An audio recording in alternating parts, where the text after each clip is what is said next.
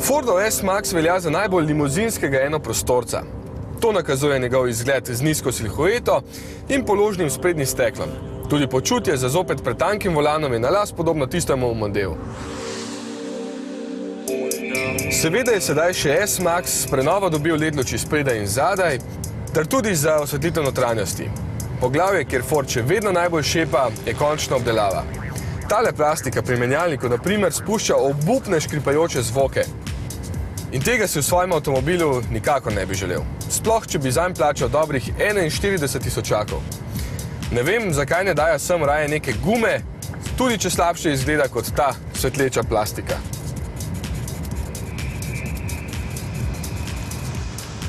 Ok, k sreči je to vse, kar je slabo pri tem S-Maxu 2.0 SCTI EcoBoost PowerShift Titanium S.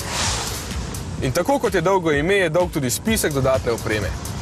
Dobite dobrih 200 konjev, po domače 149 kW, zelo atraktivno obliko in cel kup dodatkov, ki vam lajšajo vožnjo in skrbijo, da je le-ta tudi varnejša.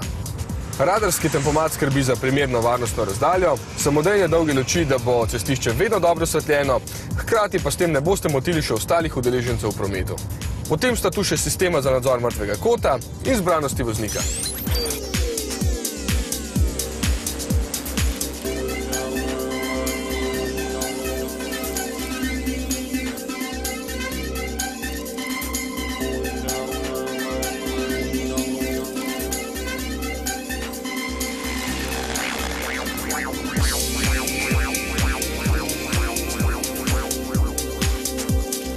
In še najboljše, kakor izgleda, se tudi pelje.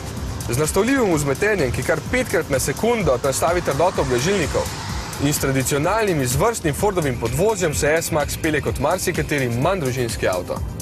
S prenovo je prišel še novi rod agregatov EcoBoost, tako da tega poganja 2-litrski bencinski podprt s turbino. Moči je več kot zadosti, porabil pa je točno 10 litrov, kar je glede na velikost, težo, način vožnje in menjalnik z dvojno sklopko kar dobro. In avto se res krasno vozi.